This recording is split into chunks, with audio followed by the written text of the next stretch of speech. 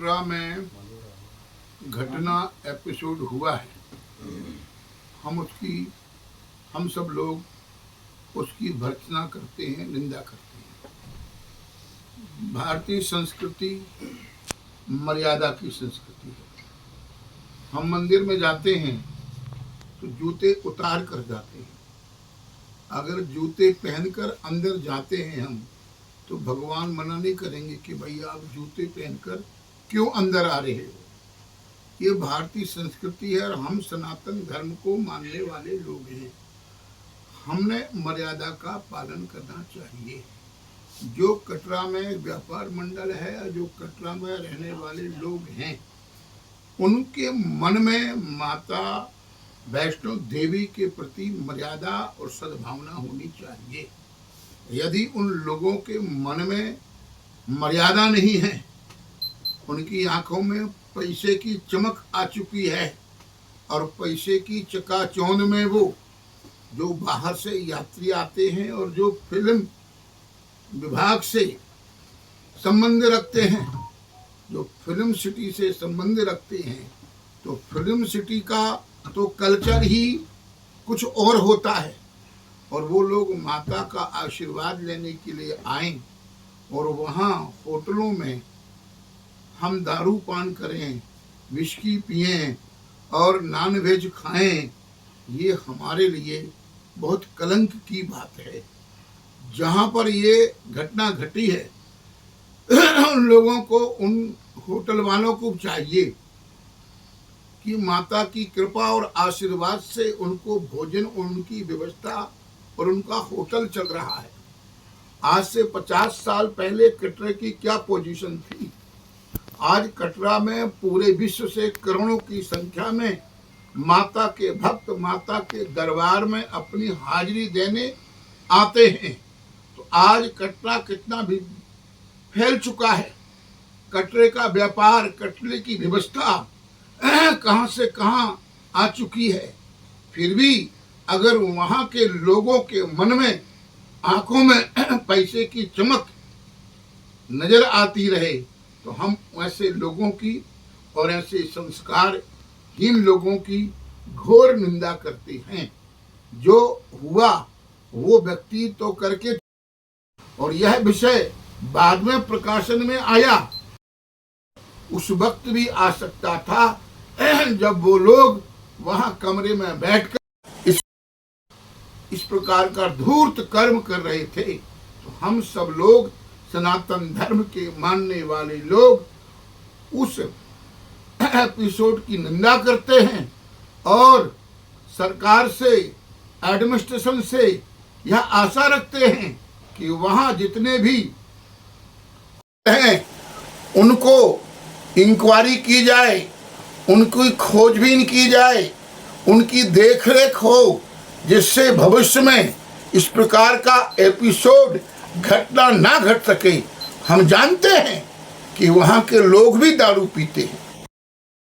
कटरे के बगल में ही वो खुला हुआ है, दारू की दुकान खुली है। कटरे के साथ में लोग मीट खाते हैं।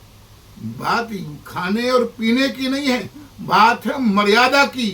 जो मर्यादा विहीन व्यक्ति है, ना उसका इस युग में भला होने वाला है और ना मरने के बाद भला होने वाला है। इसलिए हम धर्म गुरु होने के नाते सारे धर्म प्रेमियों को यह आगाह करते हैं और यह संदेश देते हैं कि माता वैष्णो देवी की मर्यादा हमको बना के रखनी है और लालच में ना आकर उस मर्यादा का तोड़ने का काम नहीं करना है। वो हमारी संस्कृति है, हम उस संस्कृति के संवाहक हैं। कटरा में रहने वाले लोग संवाहक हैं। कटरा में मुसलमान बंधु भी रहते हैं, उनके भी होटल हैं वहाँ पर। क्या वो इस प्रकार का धूर्त कर्म करते हैं? मेरा सभी बंधुओं से यही निवेदन है, ये हमारी आपकी संस्कृति है, हम सबकी संस्कृति है। इसका सम्मान, इसकी मर्यादा हम सब ने मिलकर करनी है।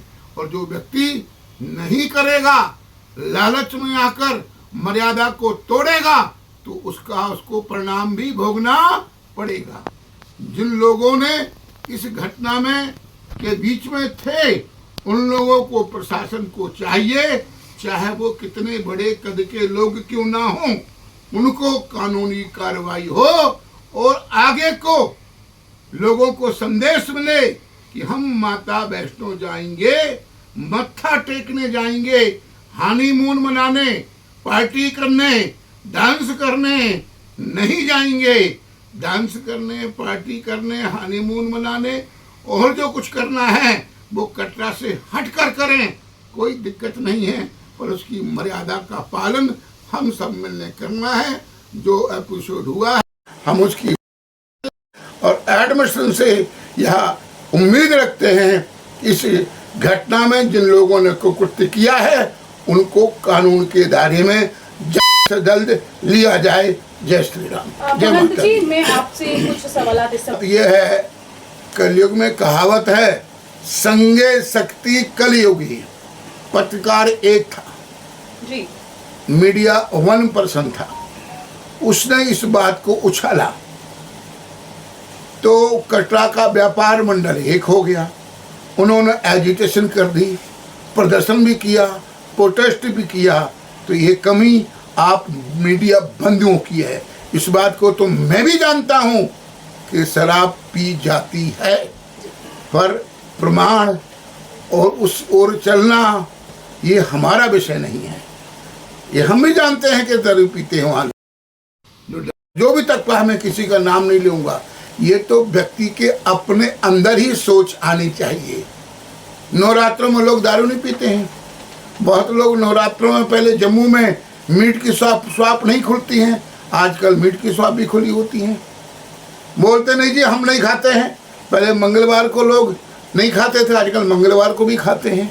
ये तो अपने विचारों पर, अपने संस्कारों पर निर्भर करता है।